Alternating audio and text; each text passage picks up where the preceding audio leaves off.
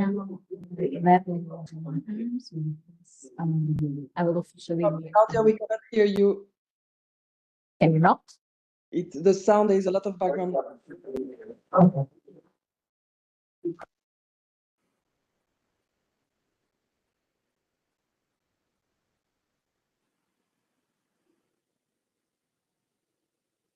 I hope this is now better. It's good. Please go ahead. Okay.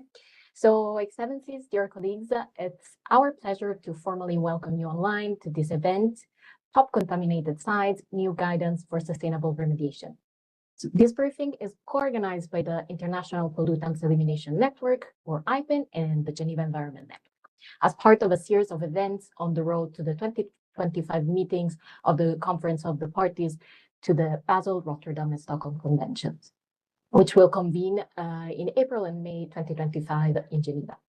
So we're now at the fourth event of this series, which kicked off in December 2024 with a general briefing on the COP with the BRS Secretariat.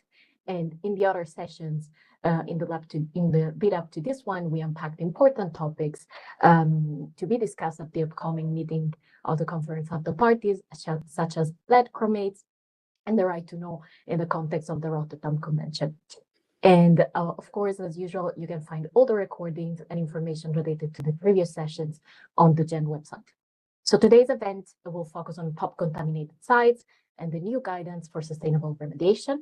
And before I hand over the floor to Diana Rizzolio, the coordinator of the Geneva Environment Network, for further information on this session, let me provide you some housekeeping rules. So as usual, the documents presented, the summary, as well as the video of the event will be made available on the webpage of this event. And throughout the event, participants can raise their questions by using the Q&A box. And of course, this if the time allows. And you can also access the transcript available in 100 languages, as indicated here on this slide. And with this, let me hand over the floor to Diana, the coordinator of the Geneva Environment Network. Thank you. Thank you, Claudia, and warm thanks to all the colleagues working behind the scenes to make today's event possible. Dear delegates, the attendees, it's a pleasure to welcome you today for a new session of our series in preparation of the 2025 meetings of the Conference of the Parties to the Basel, Rotterdam, and Stockholm Conventions. We look forward to welcome you all in person to Geneva at the end of April. We are joined today by leading experts to discuss the new guidance under the Stockholm Convention on best available techniques and best environmental practices for the management of sites contaminated with persistent organic pollutants, recently finalized by the Stockholm Convention Best Available Techniques and Best Environmental Practices Expert Group. In this event, each speaker will be introducing the next speaker, and I will be back to help moderating the Q&A session if time allows. And as Claudia mentioned in her housekeeping rules, don't hesitate to post your questions in the dedicated box. That will help us feed the discussion. We'll start this event by presenting an overview and status of this expert group guidance with Lee Bell, who is a technical and policy advisor for IPEN and also member of this expert group. Lee is joining us from Australia, and he has been the architect of this event. So without further ado, Lee, you have the floor. Very much, Diana, and thank you to all the panelists for taking the time to present here today as well. And good morning, good afternoon, and good evening to you all. I would like to just move straight into the presentation about this new guidance document, and we'll start about talking about the purpose of the guidance itself. So Article 6 of the Stockholm Convention refers to measures to reduce or eliminate releases from stockpiles and wastes, and indicates that parties shall endeavour to develop an appropriate strategies for identifying sites contaminated by chemicals listed in Annex A, B or C. If remediation of those sites is undertaken, it should be performed in an environmentally sound manner. While previous guidance on POPs contaminated sites, such as the UNIDO 2010 guidance, did address some of the original 12 POPs and provide some information on contaminated site cleanup, there was a need for updated and comprehensive guidance to address those POPs, as well as new POPs and to present a holistic framework, including contemporary examples of technical site management and remediation, but also issues like policy, legislation, and finance mechanisms to address the issue.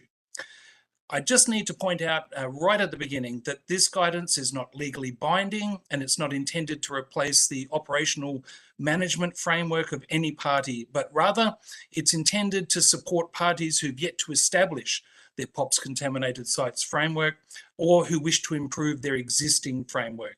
So don't be concerned whether it directly aligns with your national legislation and regulation. It's not intended to replace anything like that. It's simply to act as support and guidance for those who wish to build off of the information presented here. Next slide, please. So the status and development of the guidance. The guidance was initiated by the Stockholm Convention BAT-BEP expert group in 2016, and it's been through numerous internal and public and party consultation rounds since that time to develop the mature document now under consideration. The guidance was finalised at the BAT-BEP expert group meeting in October 2024 and is being tabled at the Stockholm Convention COP12 at the BRS COP for consideration, where we would encourage it to be welcomed by the COP. We have 3 observers and members of the BAT-BEP expert group on the panel today who are involved in the development of the guidance. And while we're not formally representing that group in this webinar, we hope that our experience in assisting to develop the guidance can assist you with an explanation of its purpose and any questions you may have about it. Next slide, please. So the key principle and the guiding focus of the document is sustainable remediation. Older management and remediation methods often perpetuated the POP cycle by shifting contaminated soils from one site to another with dig and dump proposals, and or destroying contaminated waste with technologies that generate further UPOPs pollution and emissions and residues. With climate change and rising ocean levels, there's now an increased risk of POP re-releases as more legacy and burial sites are now under flood risk. And for those who want to look at the mechanics of that phenomena, there's a new paper available from Weber et al. 2025, looking at the issue of resuspension of POPs as a result of climate change and rising sea levels. This guidance centres around sustainable remediation with technologies and techniques that avoid UPOP pollution, minimise waste generation, restore soil, sediment and water functions, all while reducing exposure and risk to human and environmental receptors from POP contamination. Where POP waste is encountered on a site or generated through the remedial techniques, its management through the Basel Convention guidance management methods is indicated in the guidance. Next slide, please. Cleaner techniques and ending the legacy cycle of POPs. Sustainable remediation encompasses the precautionary principle, intergenerational equity, and the polluter pays principle. Remediation should be as thorough as resources allow to avoid legacy contamination remaining on site for future generations, and it looks to shift costs to the polluter. The proximity principle should also be emphasised in using the guidance to avoid transporting contaminated materials long distances for treatment. Where possible, the guidance emphasises the use of commercially proven technologies and techniques, such as non-combustion methods that avoid UPOPs generation, can be transported to the site where the contamination exists, are modular and scalable, and minimise hazardous residues. Combinations of technologies, such as treatment trains, are described, and they reduce the amount of POP contaminated material requiring final destruction and thereby minimise treatment costs. Next slide, please. The guidance itself takes a holistic approach, moving from the inventory phase, the very early phase, to full remediation, and even looking at aftercare and monitoring. It's a phased approach, and my next speaker will describe that in more detail. So we look at identification issues, investigation and management of the contaminated sites from a very early stage of inventory development through to the investigation phases, the site characterization, then management, remediation and aftercare. Because we have scarce resources to do this work, it's important to prioritise cleanup of the highest risk sites first, those that present the greatest danger to humans and environmental matrices. And the inventory development described in the guidance and the initial site investigations allow for parties to compare risk between those sites and apply resources in the most effective way to minimise ongoing exposure and risk. Next slide, please. An important central issue is soil, sediment, and groundwater function. And a key principle of the guidance is to restore, as far as practicable, the natural functions of soil, sediment, and groundwater associated with a POP contaminated site. This provides a sound basis for ecological restoration of a site and begins the process of resuming productivity of the land that's previously been quarantined due to contamination. This is especially important in locations where biodiversity needs to be protected or restored. Passive cleanup techniques are described, such as phytoremediation and POP extraction, e.g. using techniques such as ecospheres are explored that minimise site disturbance while also reducing the burden of POPs on the site and leading to greater soil and sediment function. Next slide, please. Cultural awareness is also incorporated into the guidance. Historical remediation techniques often employed fairly crude dig and dump procedures that shifted contamination from one site to another with little net gain. This also resulted in the destruction often of the topography or subsurface watercourses and other socio-cultural heritage related to the sites. And sometimes this includes indigenous sacred sites that may be on a contaminated site. So this guidance also includes a structured public consultation framework and policy approaches that take into account more than the basic economic cost benefit analysis used in the past.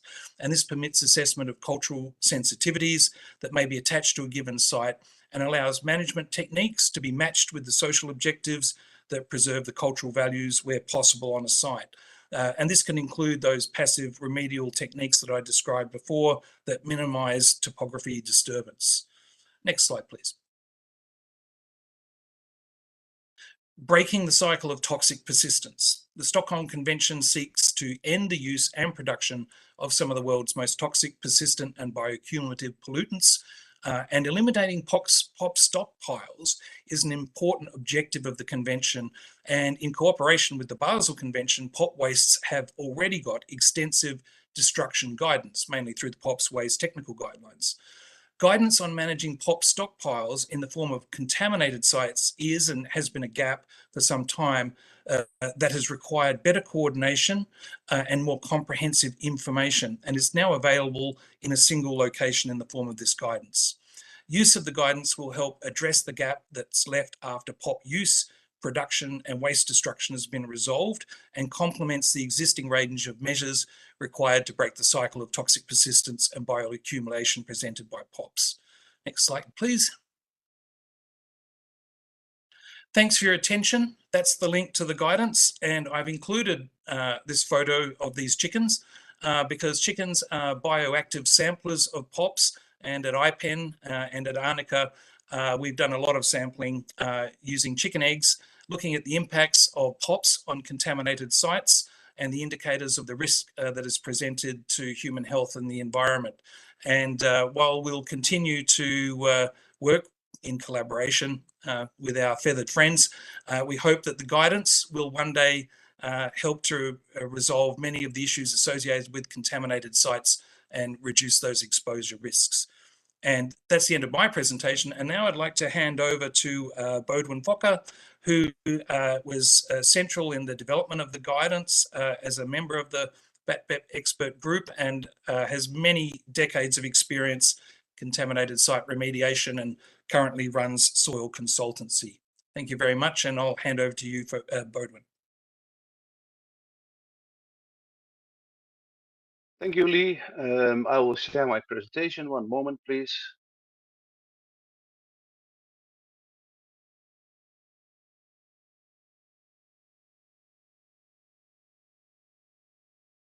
Let me know when you have the correct image. Good. Okay, I hope you see all my presentation. My presentation will go into a bit more details on the guidance itself. My name is Barim Fokke and I'm a consultant and working already for many years, as Lee said, in contaminated site management. But before I start, I want to thank Lee as co-author of this guidance and the members of the BABEP group of the Stockholm Convention for their input. And last but not least, I want to thank my employee TAU and the TAU colleagues for their contribution to this guidance. And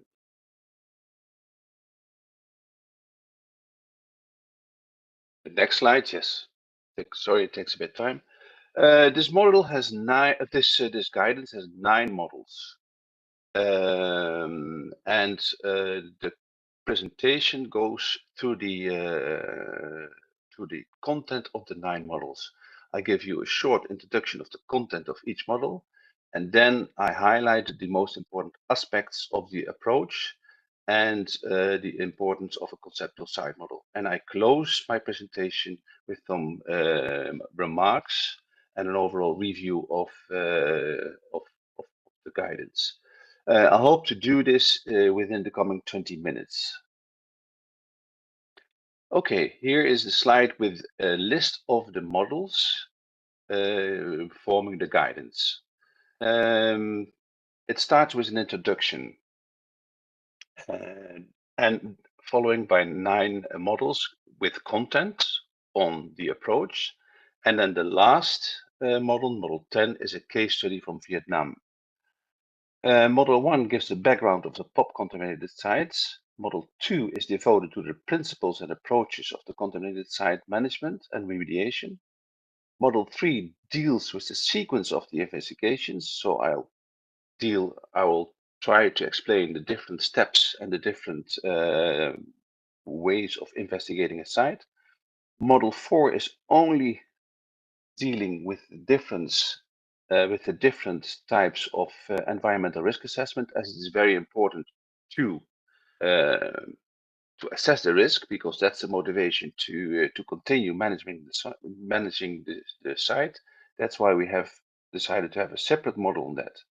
Model 5 elaborates on the remediation technology and techniques, and Model 6 gives you the tools to be used in the site remediation assessment phase. Model 7 deals with the stakeholder engagement, and Model 8 elaborates on the remediation management and monitoring and aftercare, the last phases of the management. Model 9 brings it all together, and 10 is the case study. Model 1, background on POP contaminated sites. The first section of Model 1, the introduction, gives a summary of the characteristic POPs. Section 2 gives the definitions of contaminated sites from various countries. Furthermore, the difference between background values and screening values are explained. Besides that, examples of different screening levels for soil and groundwater are provided. And last but the last section, section 3, is on the different biological, chemical, and physical processes in soil and groundwater that together determines the fate and transport of the POPs in soil and groundwater. And I want to mention that each model ends with a section with references that are used to write this guidance and can be consulted by the reader to gain more detailed information on the related subjects. Model 2, Principles and Approaches for POPs Contaminated Site Management and Remediation. This model provides an overview of the key developments in contaminated site management and remediation over the recent decades. Contaminated sites do not occur in a social isolation, and approaches to managing them have evolved along with the understanding of the complexity of the ecosystem and different concepts of social responsibility and decision-making and justice issue. Besides this, Model 2 outlines the integration of sustainability principles, cost-benefit analysis, risk assessment, and the need for social and cultural awareness in preparing management and remediation plan. Key principles of sustainability, such as precautionary principles and polluter pay principle, are described. Finally, this Model 2 outlines the proposed phased approach of the management of contaminated site and provides a short introduction on the 5 phases. And the 5 phases are the preliminary site investigation, phase 1, phase 2, the detailed site investigation, phase 3, the remediation assessment, phase 4, the remediation management, the remediation itself, the digging and dump or the installation of an in situ bioremediation system, and phase 5 is the monitoring and aftercare. Often the sites are remediated, but there are remaining risks, and so phase 5 provides you with a manner to monitor and aftercare a site where you have residual contamination that may pose a risk.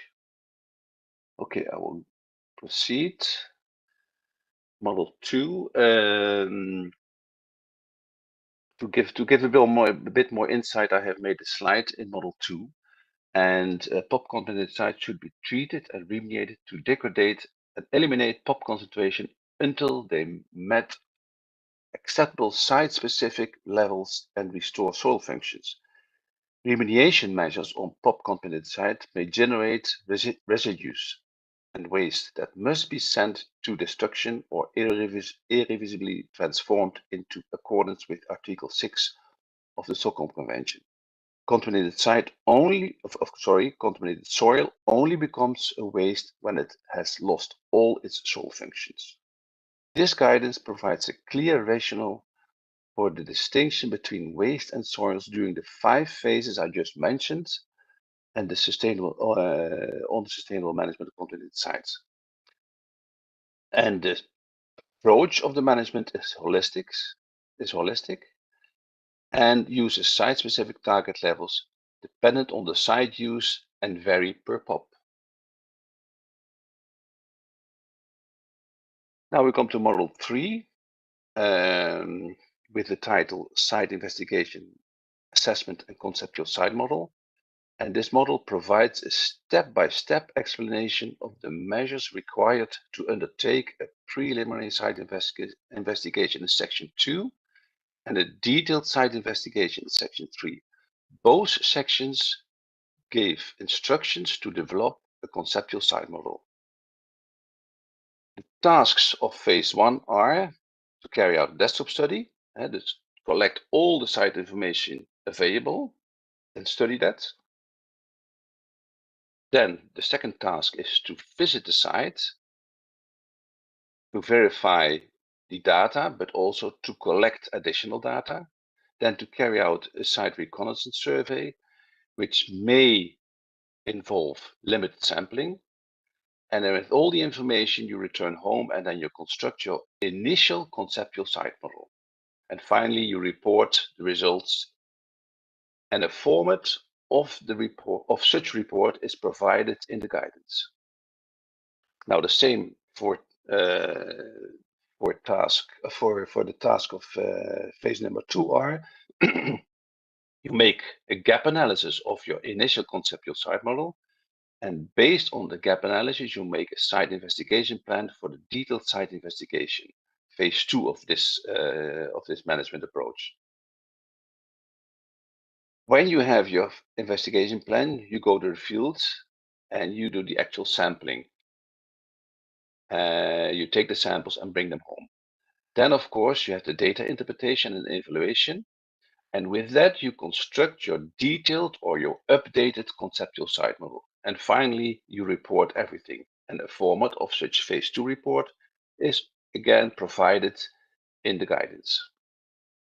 The conceptual site model is an essential element to analyze the site conditions, get a clear overview of the contaminant transport and exposure pathways between the contamination and the human and environmental receptors. The conceptual site model provides information to carry out an environmental risk assessment. The results of the risk assessment are the motivation to do nothing, to continue with the management of the site or to contain the on-site situation. The different risk assessments are discussed in a separate model, as I earlier said. But before I continue to the risk assessment, I would like to share with you the outline of the strategy of a site investigation as discussed in this model, starting with the strategy of the first site investigation called the preliminary site investigation, in short PSI.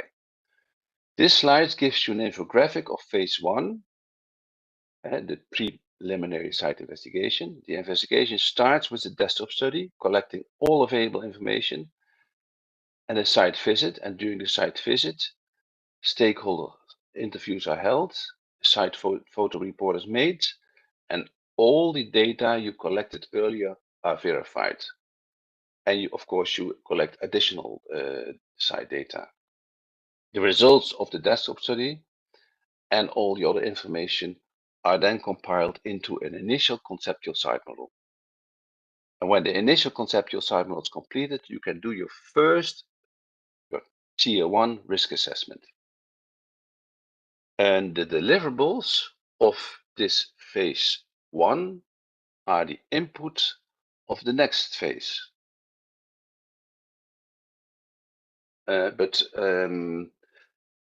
Before I go through the strategy of the phase number 3, I would like to draw your attention to this flowchart.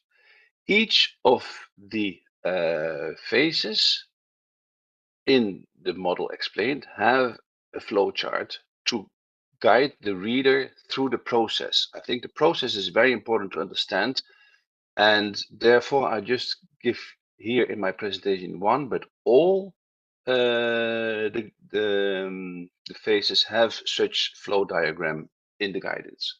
So let's start. You select the site,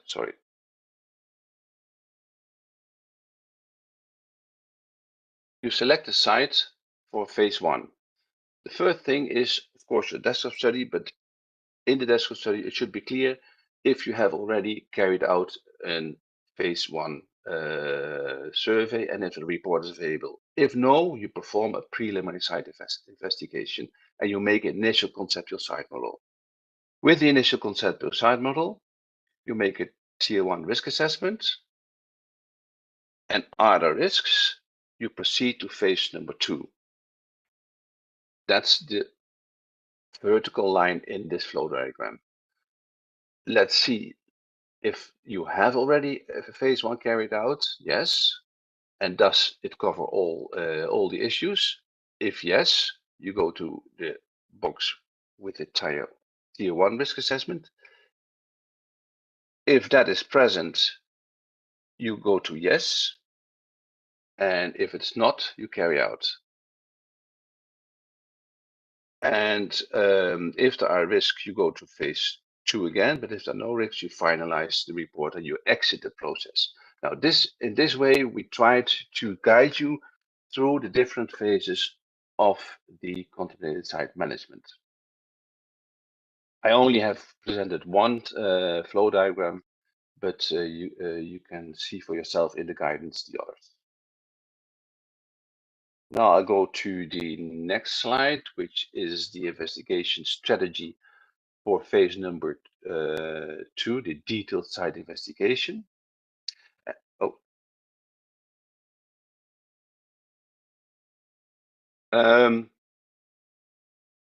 Phase number 1, the deliverables are the input for phase number 2, the detailed site investigation. So the gap analysis is actually a study of your initial conceptual site model and see where there are question marks. What do I do? What do I know and what do I not know? And what do I need to know to understand the situation on site related to the contamination? That's called a gap analysis. And based on the gap analysis, you make a sampling and analysis plan. Besides making a sample analysis plan, you have to prepare your site visit. Maybe you need permits, you need cost estimate of the investigation, of course, because it has to be paid. You make a quality control and quality assurance plan, and of course an HSE plan, because also during a site's investigation, you have risk of being exposed to the contaminants. And then the next step is what I always propagate, is to have a most recent up-to-date site location map. And nowadays you can easily hire drones to make an orthophoto map. And with this orthophoto map, you have the most up-to-date site location map. Now, with the map and your site investigation plan, you go to the field and you carry out your soil sampling.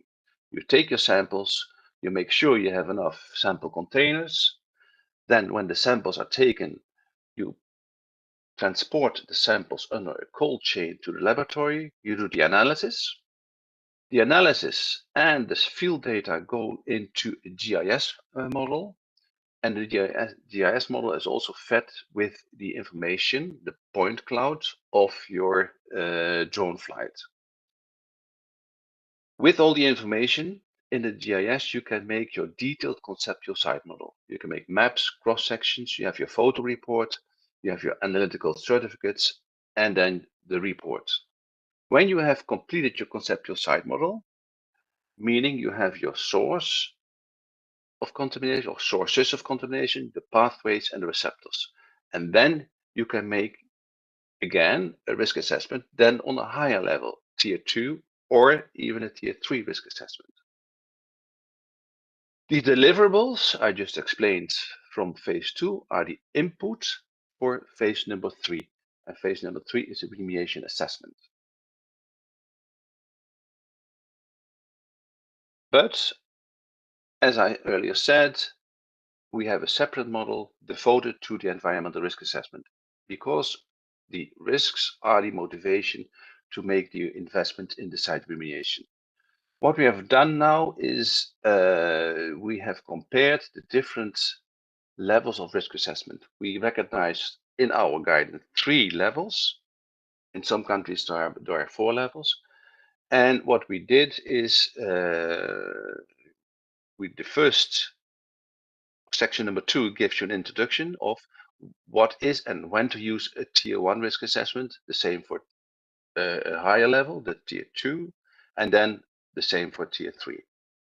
And then we have a section on what data are needed to perform these different risk assessments.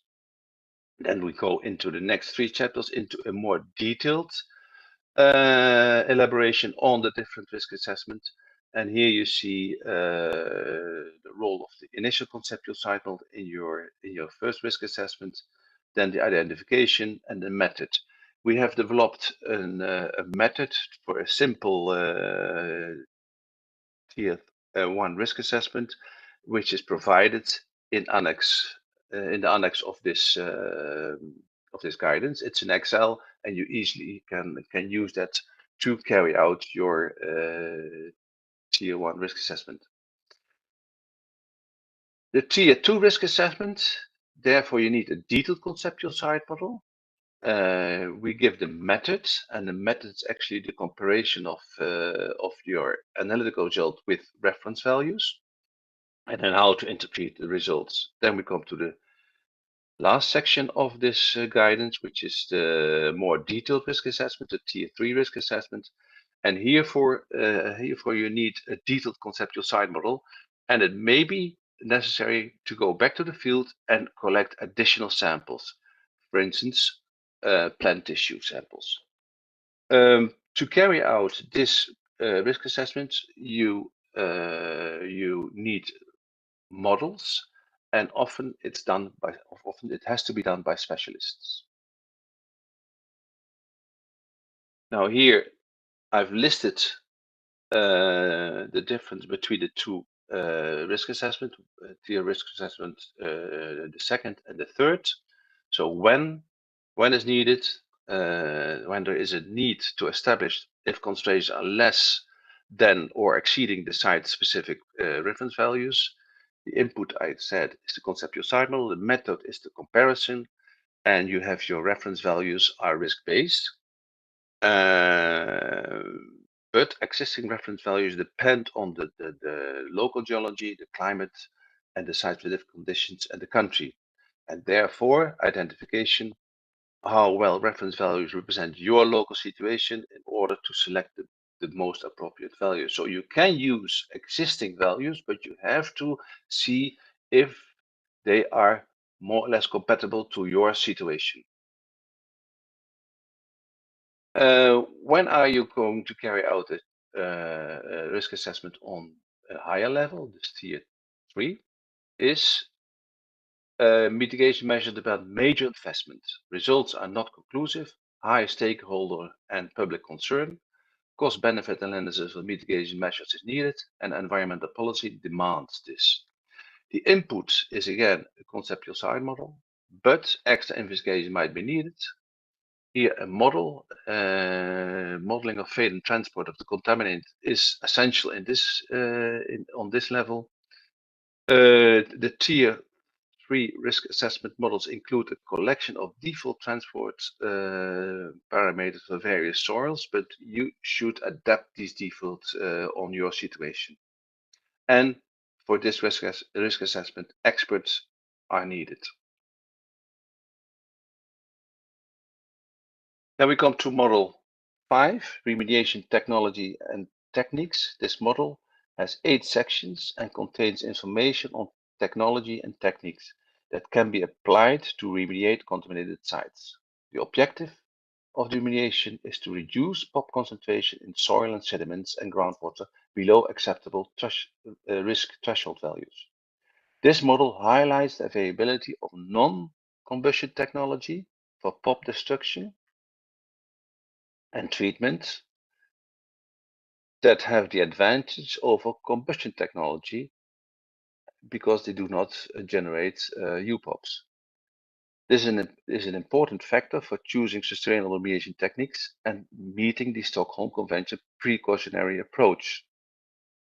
While individual technology and techniques are discussed, there are also examples provided of treatment trains that involves the use of primary technology to extract the concentrated POPs from the environmental matrix and then destroy them in a secondary process.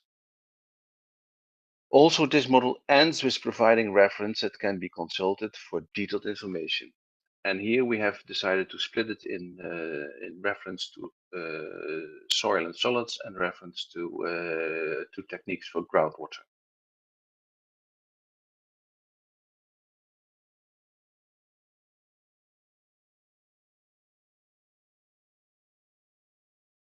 Now we come to, let me see.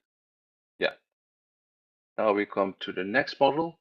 And the next model contains selection tool for the remedial options to be used in phase 3 remediation assessment.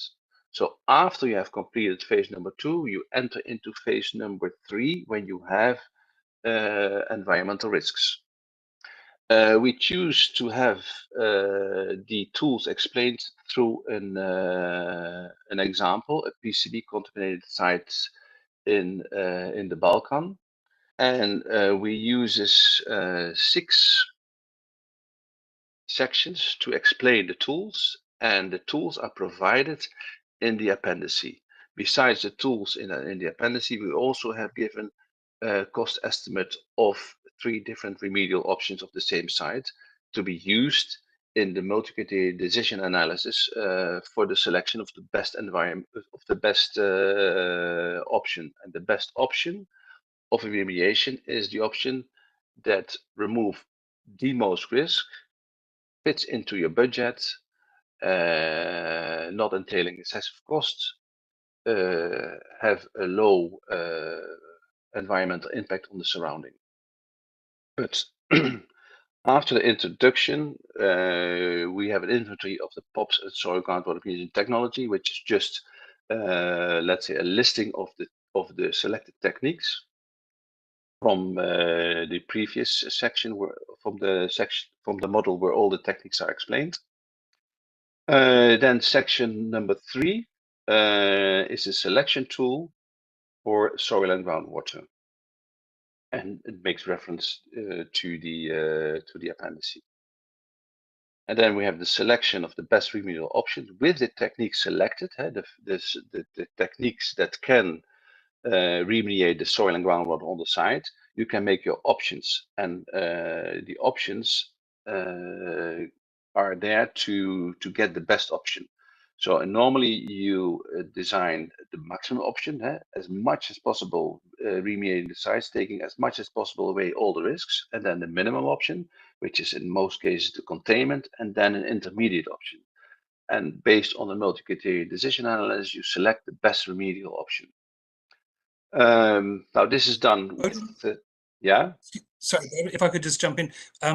Could we wrap up in 2 minutes on this one, because we're running a little over time at this point? Yeah. If you just skip through the. Yeah. Thank you. Okay. Now I'm finished with this one. Then we come to model 7, which is the stakeholder engagement. As Lee said, a very important aspect in the remediation process. When you do not, let's say, involve your stakeholders, you may end up in a failure of your remediation project.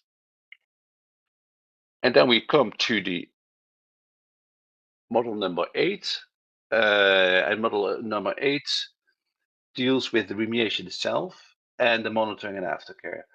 And it has 3 sections: introduction, and then section number 2 gives the steps and the way how to manage a remediation, and section number 3 gives the monitoring and aftercare.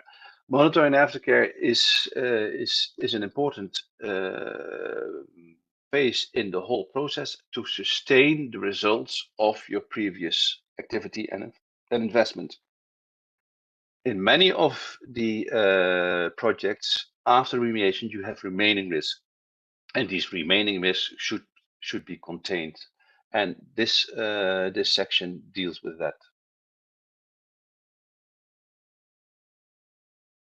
Then we come to model 9, the last model with the information before model 10 dealing with the case study. After introduction, we have a model on legislation and policy of contaminated sites, and then a very important, we have the explanation of the developing of a contaminated site inventory. And then, of course, everything has to be paid. So we go into a bit more details on financial instruments for the management of the site. And in this slide, you see that you have to raise awareness, set policies, develop legislation, develop instruments for financing, then educate, have a professional community, and then finally you can implement your contaminated site management. This is my last slide, and here you see all the different phases and the importance of the conceptual site model.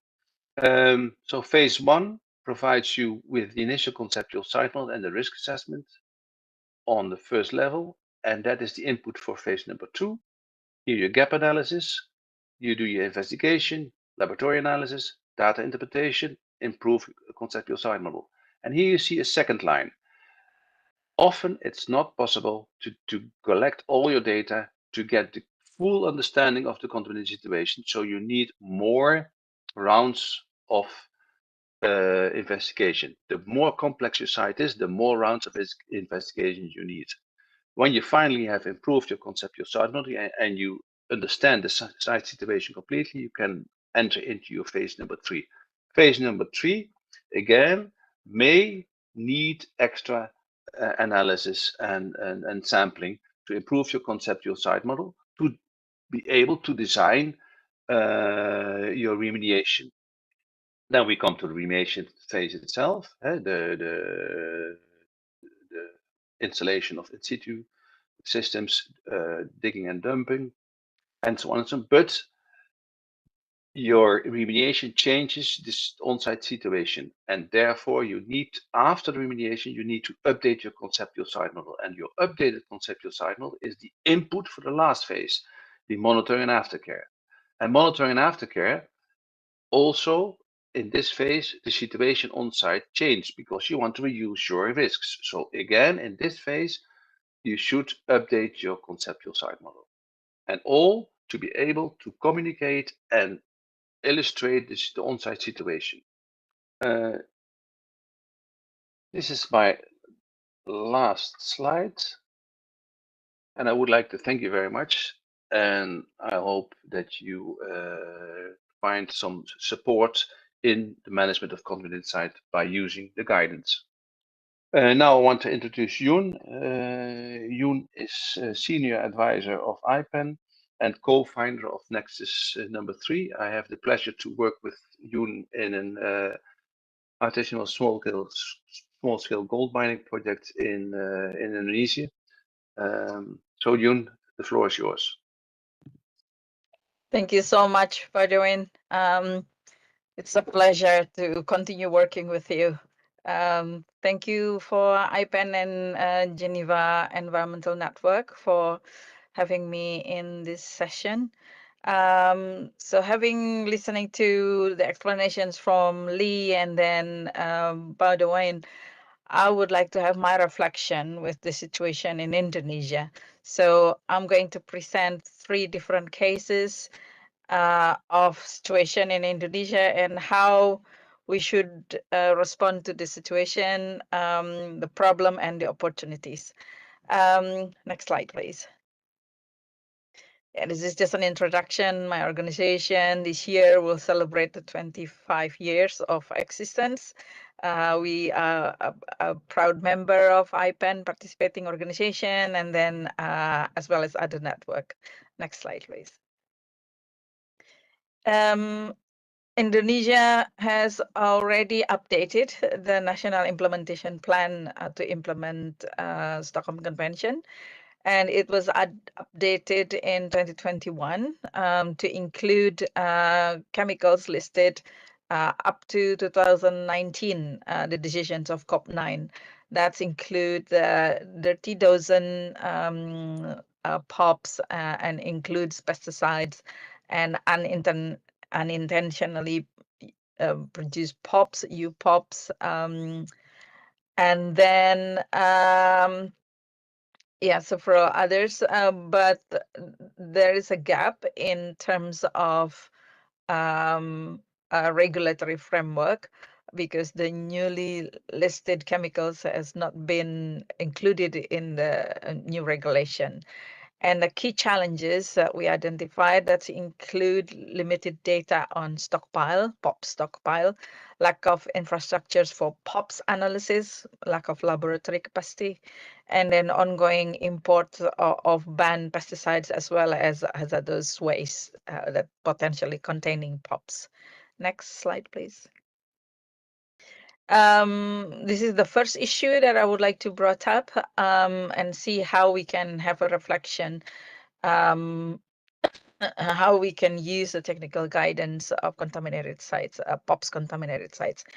Indonesia has more than 400 cities, and then in every city, they have landfills, and many landfills are open dumping. And we have observed so many cases of landfills on fires, especially during dry seasons and the effect of La Nina.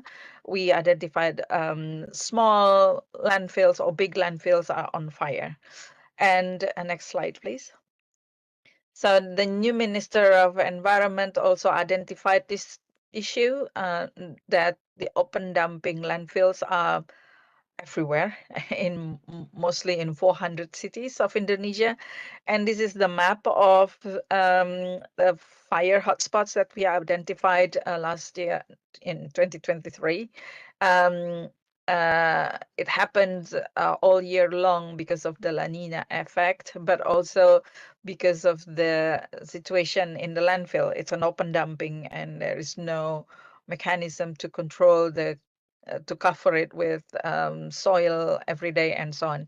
So the fire took place probably between 2 days until 1 week, and then a lot of efforts put in the field, including the role of firefighters. Next slide, please.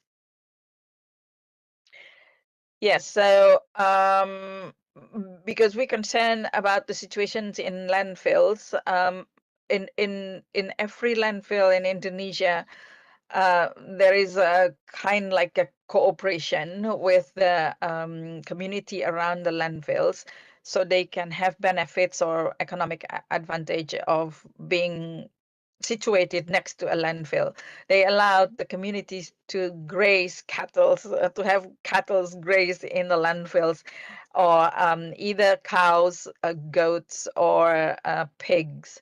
We can see it easily in many places. So because we were curious about the impact of the fires and so on, so we tried to collect samples from 2 landfills. And due to the limited budget, we collected only from 2 landfills and then from 1 cow. But we look at their blood, meat, and also the visceral part of the cows. Next, please. We found microplastics in high concentrations, but also we found the most important part is the dioxins and other POPs in the blood, in the meat, and also in the visceral part of the cattle. Both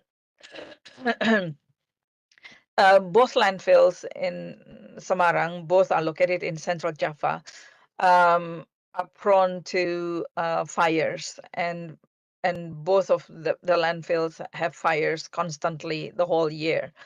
And as we can see that the POPs can be seen, especially dioxins and dioxin like PCB, seen very high in high concentrations in Semarang, but also seen in Solo. In Semarang, it's higher in the visceral, but in Solo, it's in the meat. And currently, there is no regulation setting up the standard about how much POPs can be in meat.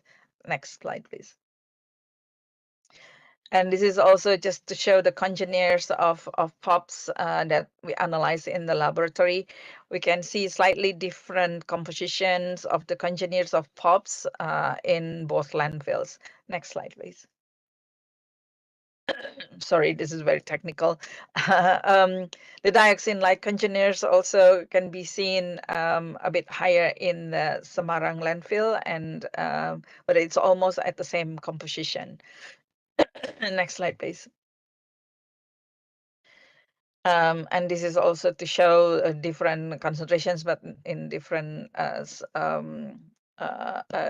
forms of graph. And then to show the, again, this is the dioxins, especially PCDD and PCDF, dioxins and furans. Next slide, please.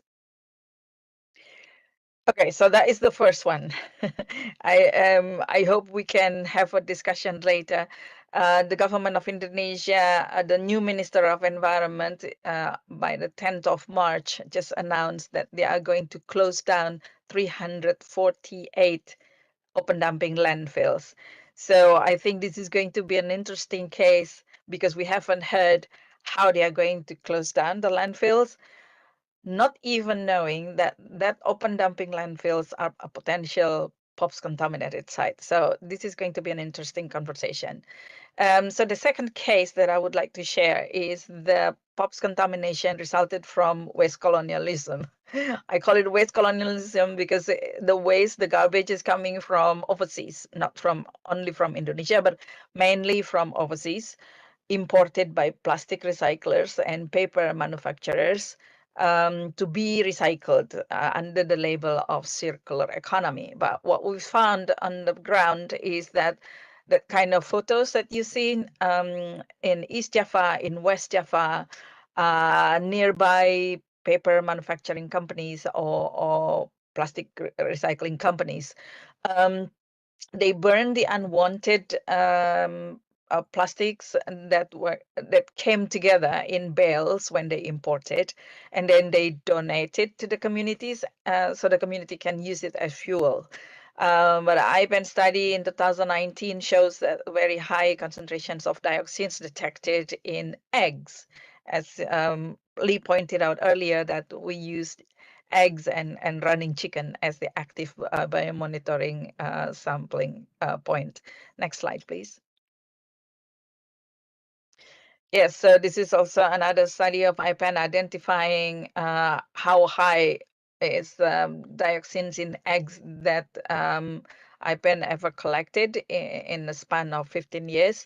And the eggs that collected from Tropodo, the one that in the previous slide, was the 5th highest concentrations we found. And then if we compare it to the Vietnam Agent Orange, that's about the same category, high category and concentration. Next slide, please. So in this kind of sites, because this is an informal settings, and the previous one, the landfill, is a bit formal settings. It means you can find out or you can trace who's responsible for this and so on.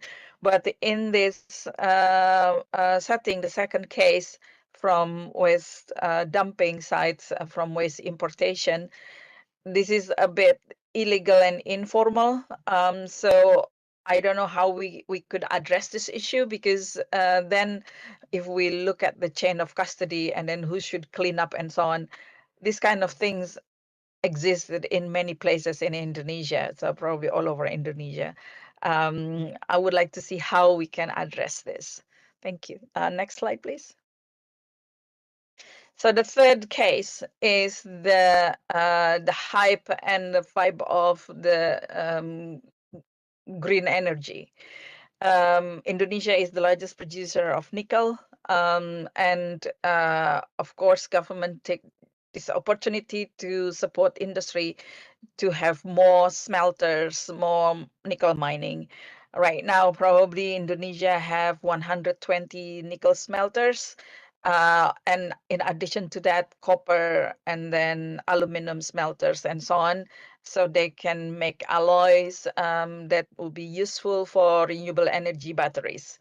Indonesia doesn't have lithium yet, but have cobalt in small amounts, and that's also adding into the dynamics of the renewable energy hype. So as you can see that in many media coverage, the slugs of nickels also being dumped in Valley as a landfill or utilize it for a better economic value. Next slide, please.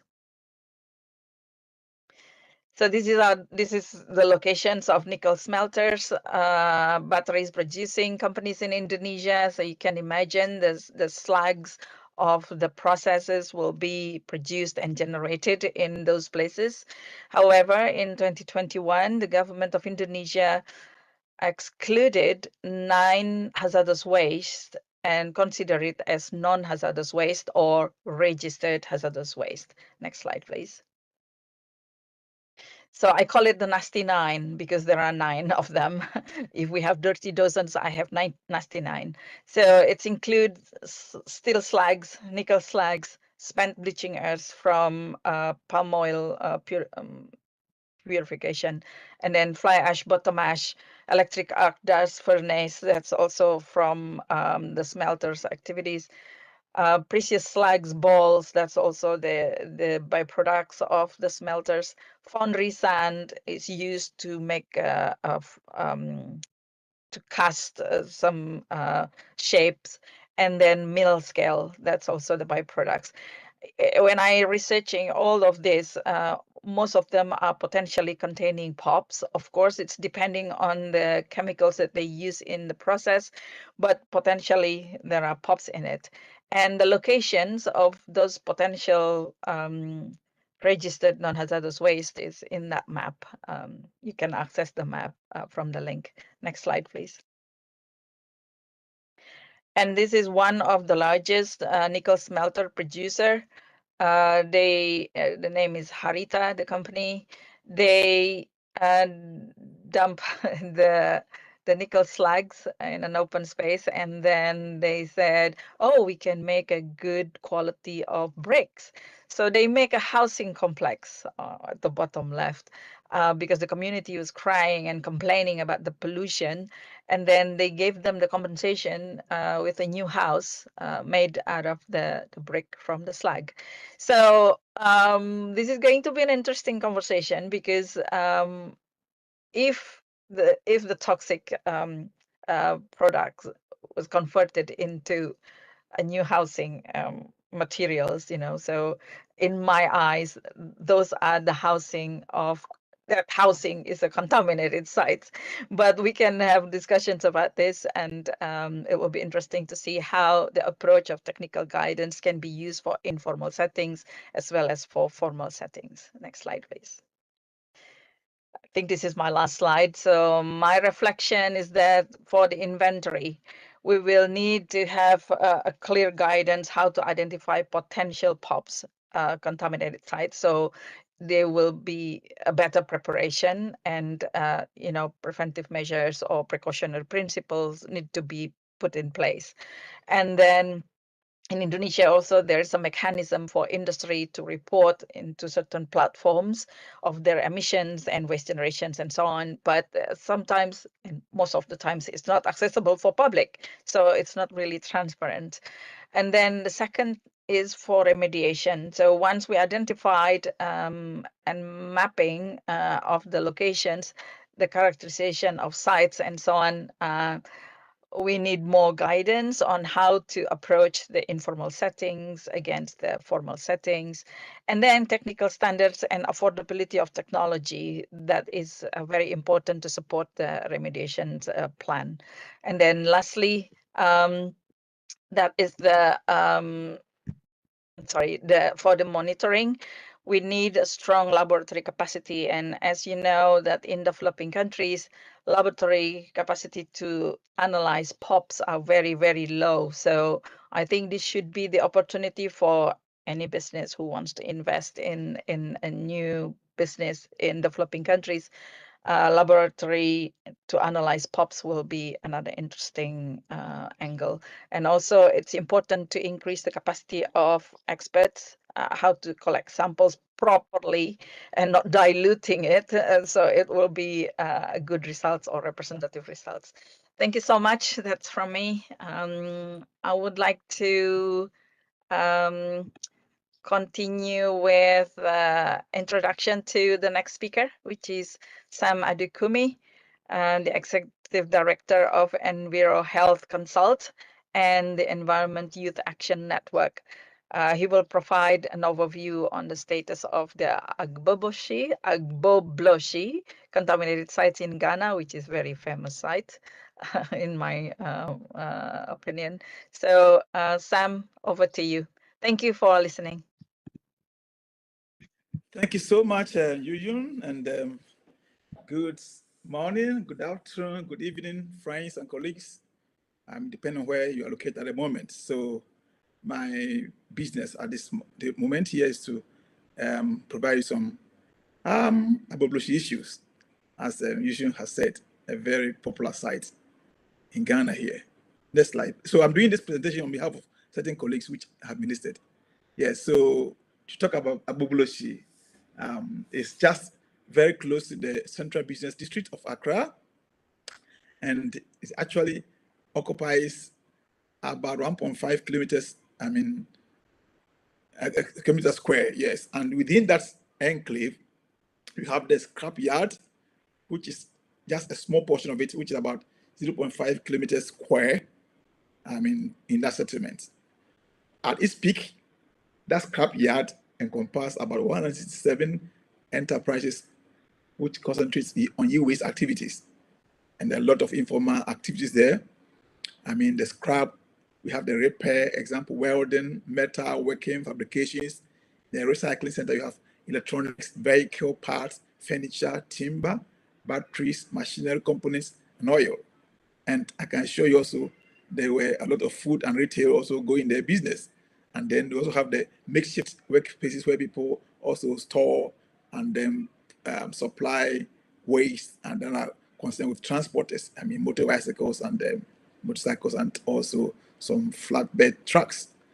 Interestingly, about 4 years ago, on July 1st, Agoglosi was demolished by a joint regional and municipal team. This was part of a Make Accra Work initiative led by the then Greater Accra Regional Minister, Mr. Henry Kote. The demolition actually was aimed to address the indiscipline of the informal sector, encourage residents to clean your frontage, and also eliminate what they call the world's largest dam site at Agoglosi. So that's famous site, land site. When you go there now, you can see it as before. So this demolition actually was completely leveled the area to the ground, except where we have the Agoglosi Recycling Center, which is a former e-waste processing facility. Next slide, please. Yes, so an area view of the area before demolition is how you can see. You can see that a lot of things were there, and it was really an eyesore to visit the place. No wonder it was maybe the famous world, contaminated sites you can never think of. Next slide, please. Yeah, so we know about e-waste already. So both electronic and electrical waste constitute e-waste, what we call the triple E. That's electrical and equipment, yes. So you see televisions, monitors, DVD, VCR, CD players, radio, hi-fi sets, PC, telephones, washing, dryer, conditioner, cleaning, and irons, and refrigerators, all manner of waste, electronic way. Twice for me to get some information there. So many Ghanaians we know cannot afford new products, and therefore they depend on these second-hand or discarded triple E, which are mainly coming from Europe and North America for Ghana, let me call it business. So the demand, because of no affordability, has really keep on increasing even now, yes. And Ghana is a part of the Basel Convention as far back as 2004, and the Environmental Protection Authority, used to be agency, now authority, has a new law, which is the EP Act 2025, Act 1124.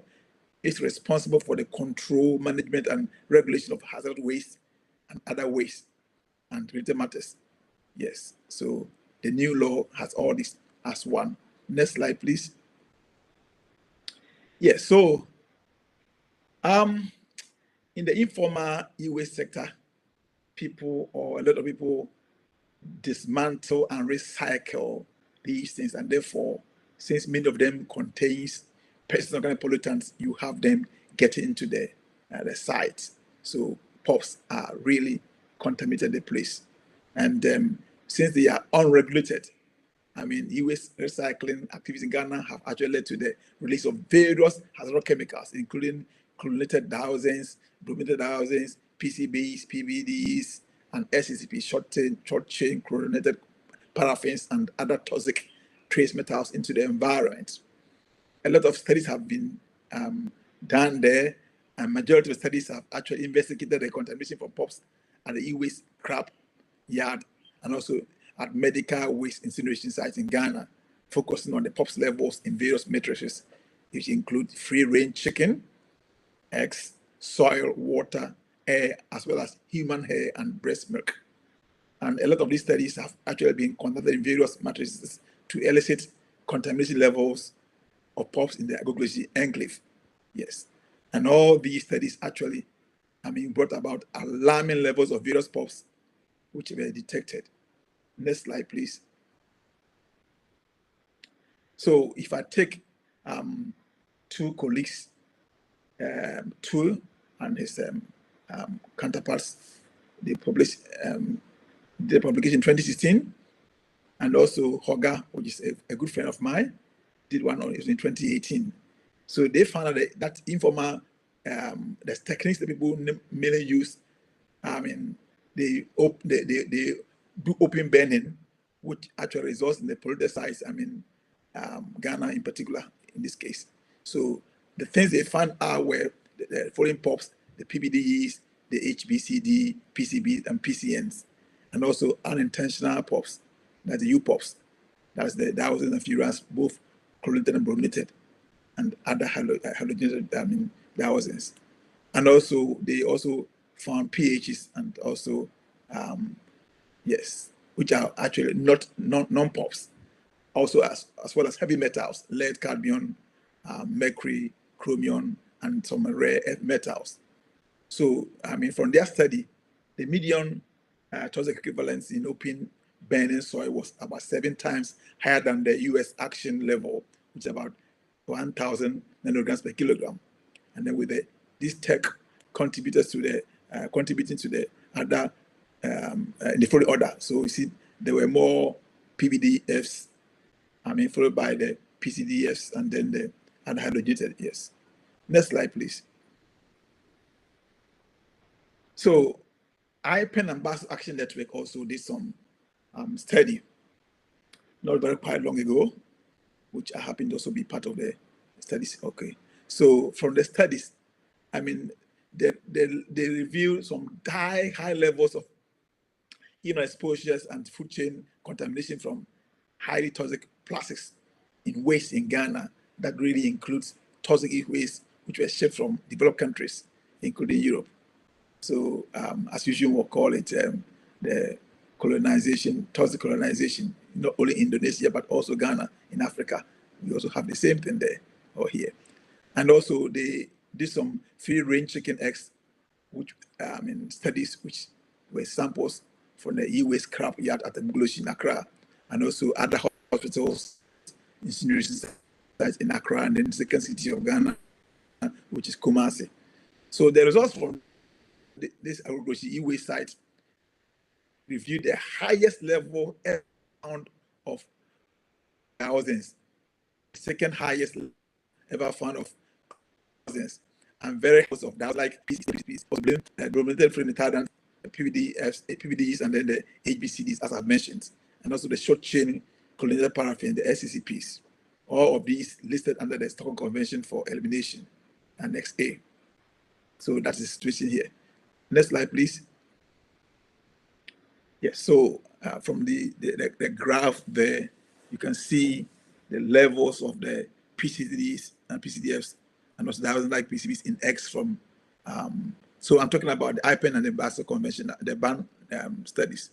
So what it means that an adult eating just one egg from these free-range chicken foraging in the Aguroshi scrapyard and slum will exceed the EFSA, that's the European Food Safety Authority, tolerable daily intake, the TDI for chlorinated dioxins by 220-fold, just one egg.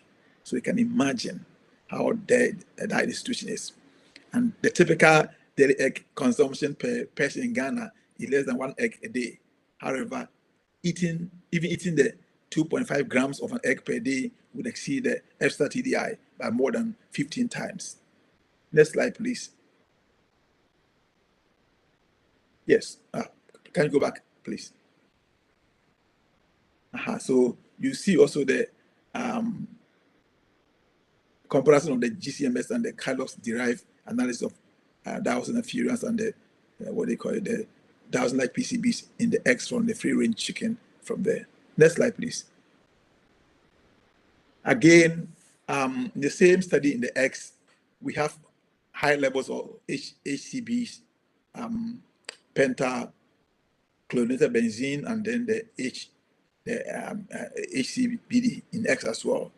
So here the X also contain very high levels of PBDs in primitadans, as well as the very high levels of other POPs such as pentachlorobenzene and hexachlorobenzene HCBs. Next slide, please. And for the SCCPs in X, I mean, they are among the few measurements which were reported from Africa. and the eggs also contained the metal, cotton and PVC processing chemical SCP as part of the suit. So the issue of SCP in Ghana actually may be related to the influx of SCP products into the country for use as engine cleaning fluids and automobiles. Don't forget that at the enclave or the site, all manner of things go on. Broken down automobiles, talk about oils being part of the business that people do there. So all of these are there, and you can find the SCPs as part of it. So paraffin wax or grease is still also commonly used as lubricants, especially in the automobile garages in Ghana. Next slide, please. Yes, maybe let me talk about this final study, which was on health and socioeconomic assessment of the POPs in vulnerable populations in Ghana. Ghana did its first Stockholm National Implementation Plan in 2008, 2009, and we did a revision in 2018. Taking on board a lot of chemicals which have been added to the convention. Now we are thinking of the next revision because many more have been added since then. And here we can say that Ghana's e-waste, from the study that was conducted, it revealed that Ghana's e-waste situation sustained the livelihood of at least 200,000 people nationwide, and activities generate about 105 to 260 million US dollars annually. And the aggregation site alone provided livelihood to approximately 4,500 to 6,000 workers, and perhaps another 5,500 indirectly, because people move in and out. So if you do the calculation, you have a lot of people, which actually were patronizing the Agulushi area. And so the study actually had a number of objectives. The two prominent ones were to identify areas of use or production for substances which contain POPs among the vulnerable or exposed groups of workers, and also identifying processes that might predispose these vulnerable workers to POPs and other pollutants and their impacts as well. Next slide, please. Keep on hitting this. We have to some other, yes. Okay. Yeah, thank you so much. So, you can see the area again. There is definitely some water body there where all these things also go into the sea. And it's moved from this estuary to the sea. It's close to the Atlantic Ocean, the Gulf of Guinea, yes. So here, all manner of humans and animals. I think you can see some cows moving here and there and other things. So we have a lot of work that has been done already, a range of studies on environmental contamination on the sites. But when it comes to levels of humans studies, at the time, there were no studies yet. So at the time that we did a study, this report, there were no human studies on the people or biota for the site. However, special pathways were obvious, for the pollutant uptake by the workers and their families living at the agriculture site. A lot of people are there. And the studies actually concluded that living in agriculture people who live there are potentially exposed to high levels of not only collected but also brominated dioxins and POPs. And the workers actually indicated that they often experience coughs, chest pain, eye irritation, darkening of their skin, and sometimes injuries from the heat, which result of some activities really implies that they also have a lot of cost for medication for their own health care. And the workers really confirm that they spend a lot of, the money that they get, the little money they get also on their medication. And which is also affecting their ability to fend for their families and communities. And they also indicated that a number of lives have actually been lost through illnesses due to the prolonged exposure to the smoke and pollution at the sites. So what it means that there was almost always smoke going on because people.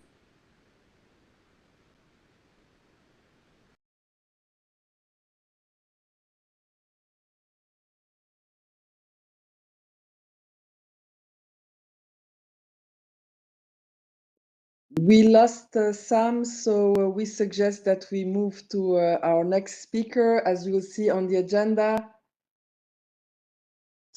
Our next speaker is Susanna Vlasta, who is a reporter and deputy editor-in-chief of Danic Referendum.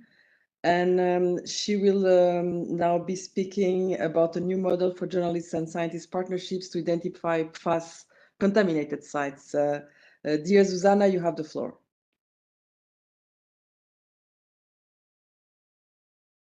You're muted. You just need to unmute yourself. I'm sorry. Yeah, thank you. Thank you so much for having me in such a distinguished society of experts. So I'm here to share some experience with international cross-border collaborative journalism, where there is also this aspect of collaboration with scientists. Although it might not like seem firsthand as something like really inventious, it actually on the journalistic scene is something that has been developing in recent years. Since, you know, the shifts in the media landscape that we have been facing in the last decades with all those digital companies and, you know, money pouring out of the media sector, journalists are trying to find new approaches to either financing their work and also conducting challenging investigative work. So this is one of the examples that took place in Europe and within the last 3 years, basically. And I was not organizer or facilitator of this. I was one little part of it. So I'm Susanna Vlasata, a reporter, investigative reporter of Deník Referendum, a Czech online independent daily site. And this is the Forever Pollution Project. Next slide, please. It was coordinated by the French well-known newspaper Le Monde, mainly its journalist, a brilliant journalist, Stéphane Aurel. And it was a two-part cross-border interdisciplinary journalism investigation into the PFAS crisis across Europe. Next slide, please. So I don't think that it is necessary to go deep into what the PFAS is here in this society. Just shortly, the PFAS or what they are called the forever chemicals are, of course, POPs, and they are, since they were invented in the first half of the last century and then came into the use, industrial and consumer use later on. So since then, they have polluted literally every corner of the planet. They can be found in the blood of polar bears, in snow and ice in the Arctics, in rain, in blood of probably every human on the planet. And so they are not only persistent, but they have many other properties. They are a group of around 10,000 different substances, and many of them are highly toxic. It has been proved that they cause different fatal diseases like thyroid disease, or increased cholesterol levels, liver damage, kidney cancer, testicular cancer, lower birth weight, reduced response to vaccines, and so on. So next slide, please. The group of journalists decided that to face this challenge of vast contamination of earth and the countries, the national countries by the PFAS, there is no much sense of working individually in the national countries. Of course, there is a lot of sense in that, but like that could be a high added value in working in a team, in a huge international team. And we took inspiration from several US NGOs that before us created a map of pollution by the PFAS substances in the United States. So we kind of copied the methodology, and in this first part of the Forever Pollution project, the team of journalists worked on mapping the contaminations. Next slide, please. Yeah, and so on the previous slide, you could see a picture of the map that was like a product of the collaborative effort. Later, at the end of the presentation, I will share a website where you can see it and click the details of the map and study it yourself.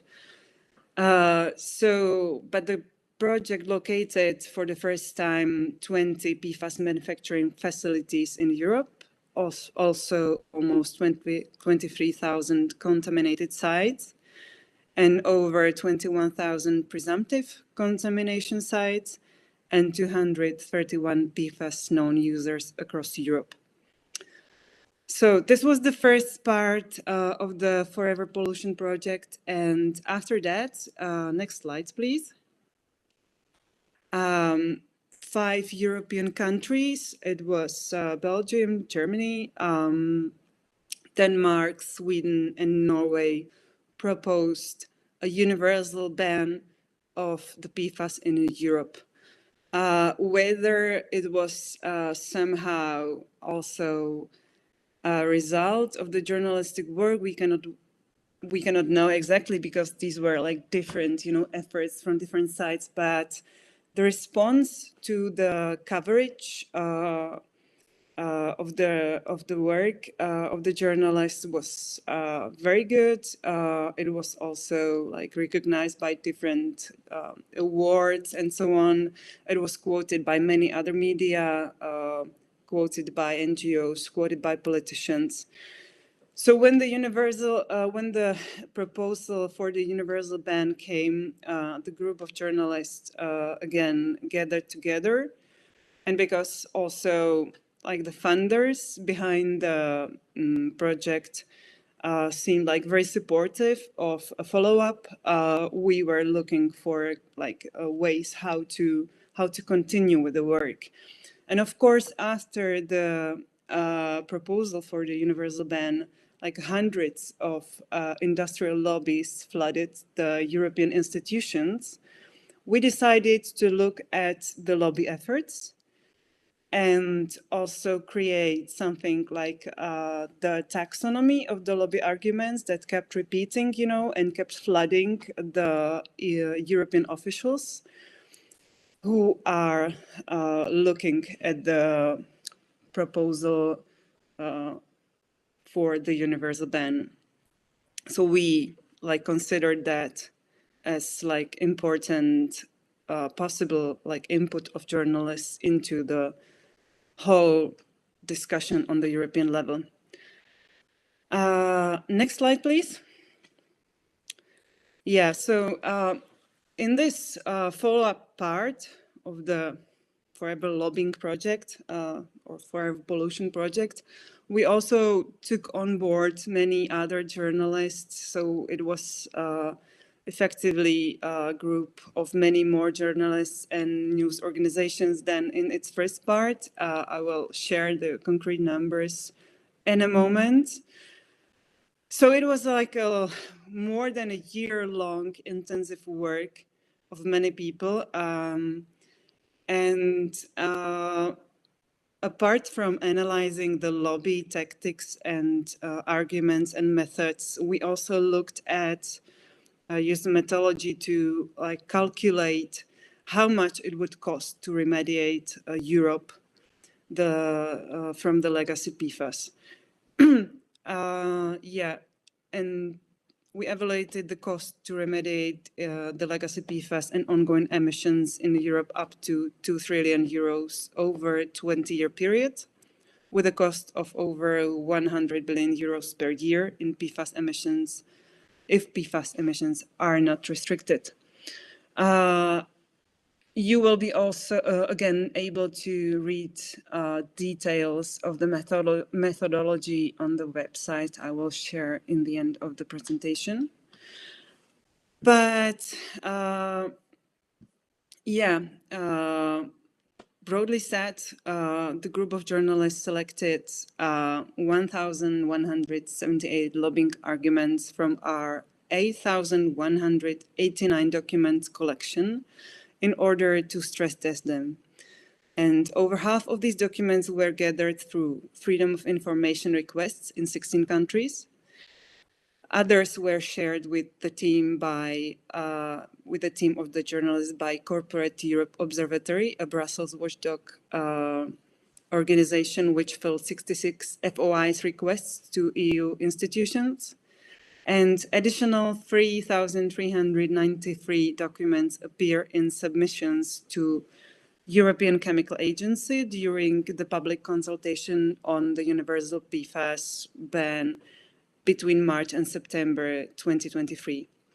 Our investigation exposes a massive orchestrated lobbying and disinformation campaign that has the ears of leading decision makers in Europe, such as the President of the EU Commission, Ursula von der Leyen, and figures in the German regional and federal governments. It shows that the plastic industry resorts to influence tactics typical of the corporate world used through the decades to defend tobacco, fossil fuels, and other chemicals and pesticides. These documents that I have just named, it's altogether 14,000, are also published on the website of the Forever Pollution Project. Next slide, please. This is examples of the lobby arguments. What kept repeating, not all PFAS are the same, fluoropolymers, a concrete group of PFAS, are not toxic.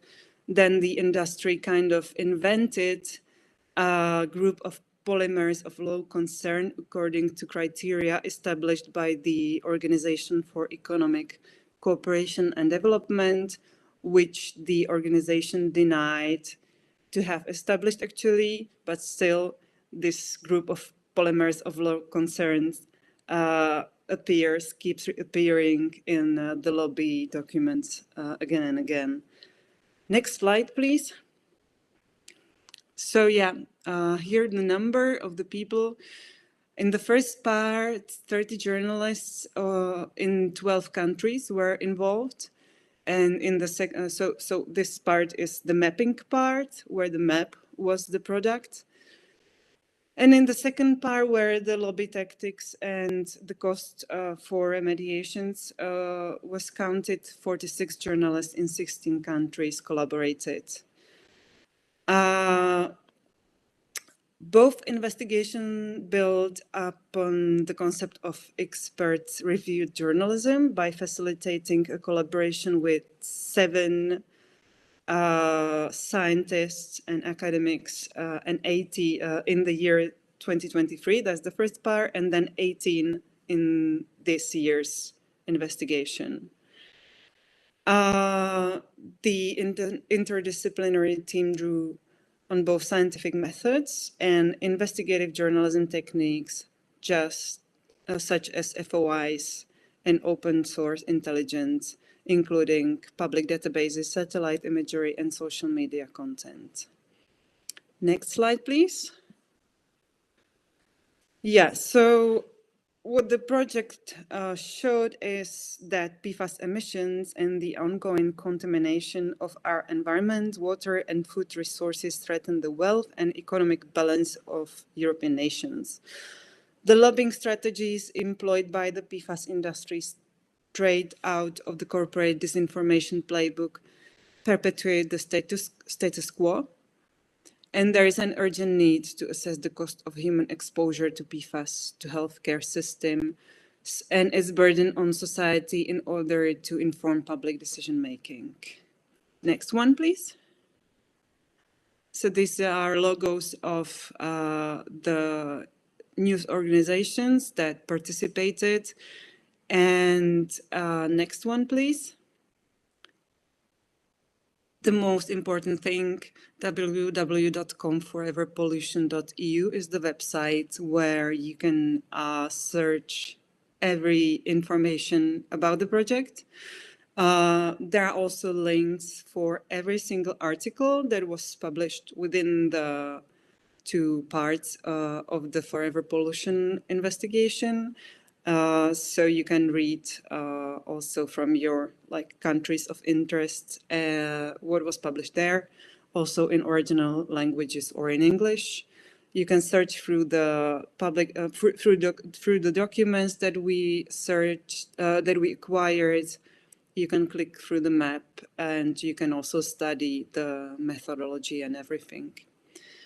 Yeah, so thank you for having me, and thanks so much for your attention. I am giving the floor to Jindřich Petrlík, head of the Toxic and Waste Program in Arnika organization from the Czech Republic, and he will have another case study.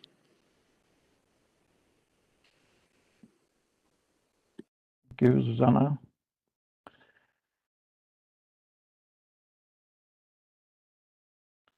Thank you.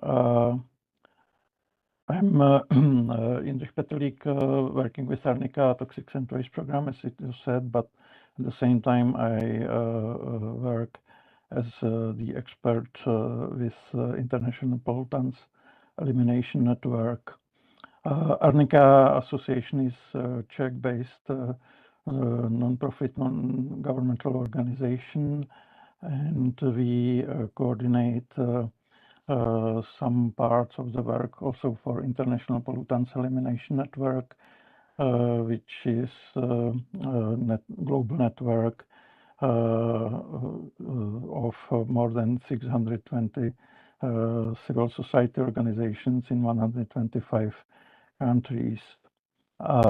In 2009, we published this map, which highlighted some places affected by persistent organic pollutants containing wastes, and I show it because for this year, for conference of the parties of Basel, Rotterdam and Stockholm conventions, we are going to publish a global map of POPs contaminated sites, and I can share with you some examples of the sites which will be included in that map.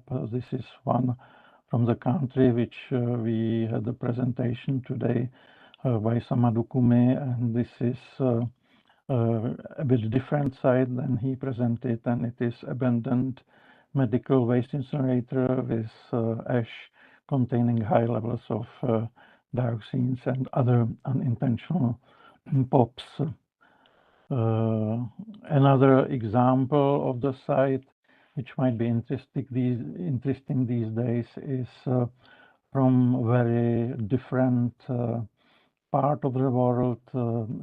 It is Greenland site, abandoned or unremediated US military base called Camp Century, which has also quite a volume of waste containing polychlorinated biphenyls, another POP listed under the Stockholm Convention. Next. So I will present one site which was not, which is not so well known from the Czech Republic, which we visited last year, and also this site is quite long time known contaminated site with POPs in the Czech Republic. We tried to look whether it is still so contaminated with some persistent organic pollutants. It is located in Pardubice, close to our largest river, Labe or Elbe, and it is close to Synthesia chemical plant, and we took examples at settling point of this chemical plant, which is used for a long time but also in the wetland nearby. You can see that from the wetland there is a flow of kind of creek, but it contains a lot of industrial wastewaters, and this is the place where this creek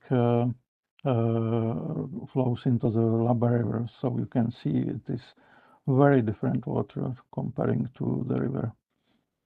And as I mentioned last time, last year, we visited the site and collected 3 samples of sediments, pooled samples. So those samples are quite representative, and we ordered the analysis for broad reach of the or broad range of the chemicals, mainly persistent organic pollutants, which are already listed under the Stockholm Convention. And here are the results. So you can see it contain high levels of pollutants listed at the beginning of the Stockholm Convention, as well as new ones, including some brominated flame retardants.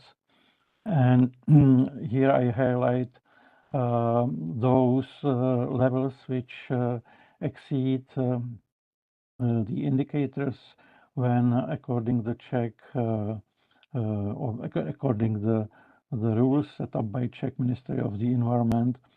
So when the site exceed these levels, it needs remediation.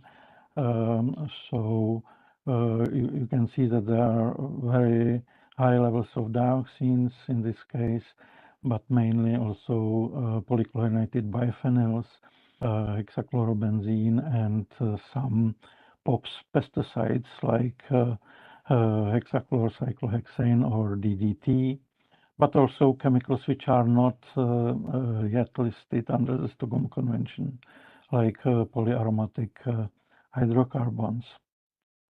There are also significant levels of the chemicals which don't exceed the Ministry of Environment indicators. However, they are really high.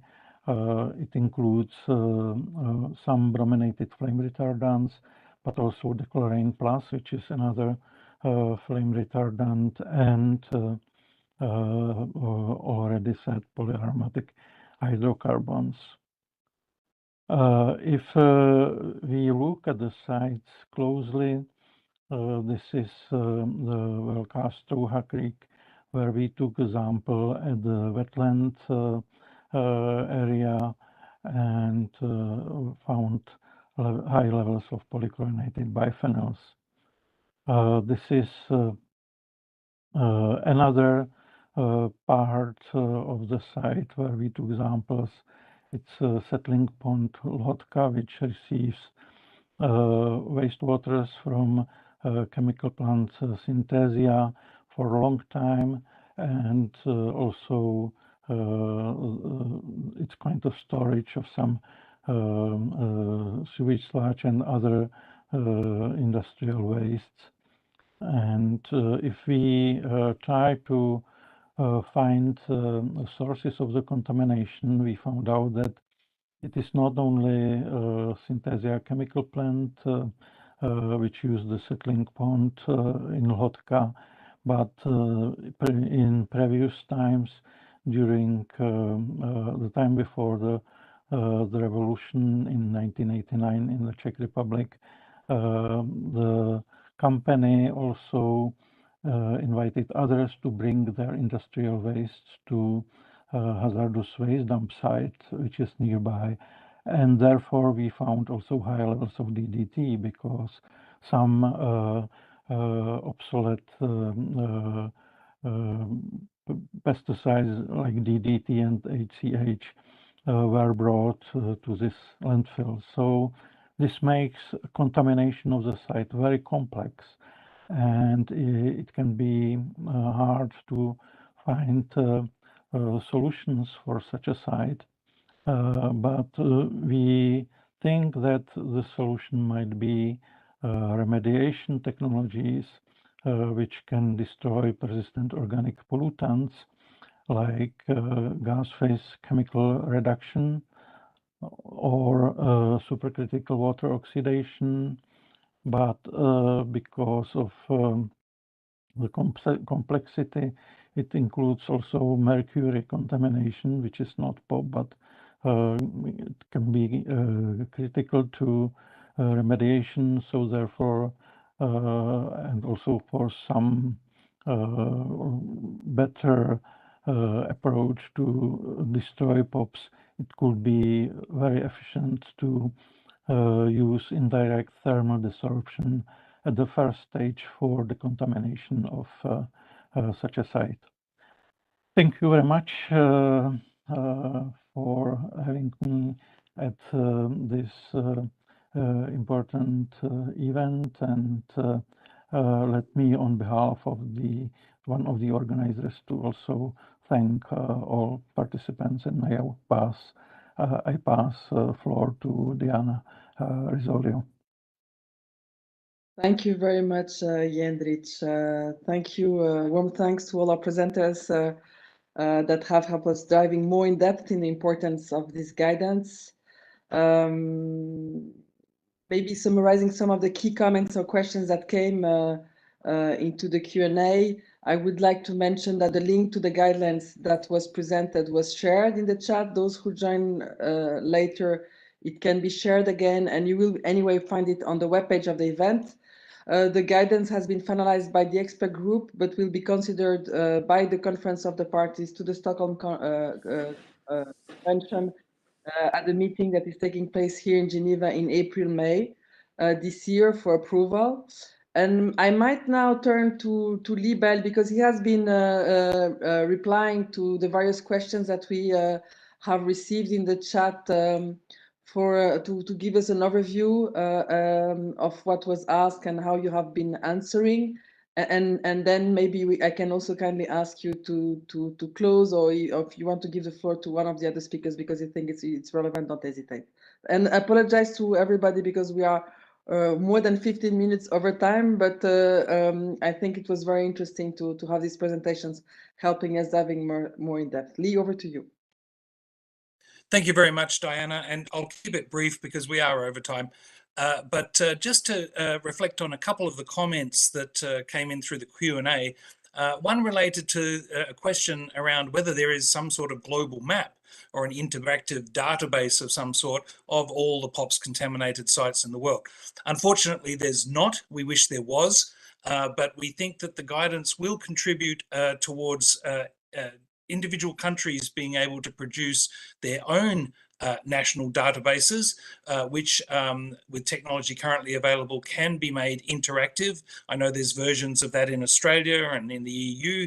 And ultimately, I think what we would like to see, and it will take a long time, but I think if all national databases are created that host POPs contaminated sites, there could be the opportunity to link those up into a global database. It's not an objective of the guidance to do that, but some of the tools we provide in the guidance would allow that to happen eventually if enough resources are made available. Another question, just briefly, related to how long do these phases take to implement within the guidance framework? And there is no one single answer. It depends on the complexities of the site, but it can be assumed that usually the investigation phases can take weeks to months, depending on the complexity of the site, and that the actual remediation of a site can take many months, usually at a minimum, to years, if they require long-term management and monitoring and aftercare. Some sites have to be monitored for the foreseeable future, depending on the legacies that are left on them, because it's not always possible to fully clean them up. I'll probably leave it at that for now, but I would again like to also thank not just the Geneva Environment Network for their excellent technical coordination of this webinar, but a big thanks to all the speakers who've been able to take part today and share their expertise. and call in from all the corners of the globe to participate in this webinar. And just finally, I would like to ask the participants who've been audience members today who might be attending the BRS COP to reflect on the information we provided about the guidance and encourage delegates to adopt the guidance for future use by parties to the convention. Thank you very much. Thank you very much, Lee, and thank you to all. And just to announce that the next event in this series is going to take place on the 3rd of April. It's an event on addressing the impacts of pesticides on human rights. And there are two other events, one that we have been cooking with you, Lee, and another one that will be the final event closing this series, which is a briefing, the final briefing that we are co-organizing with the Secretariat of the Basel, Rotterdam and Stockholm Conventions. So looking forward to see you all at these events. And for those who missed the discussion, if you speak around you, you can mention that everything is available on our website. We have been recording all the sessions, and we have great people here in the team who are also summarizing these elements so that it's easier for you to report back to capitals or to use them in the discussions here in Geneva. Thank you all. Thank you. Thank you. Bye. Thank you. Bye.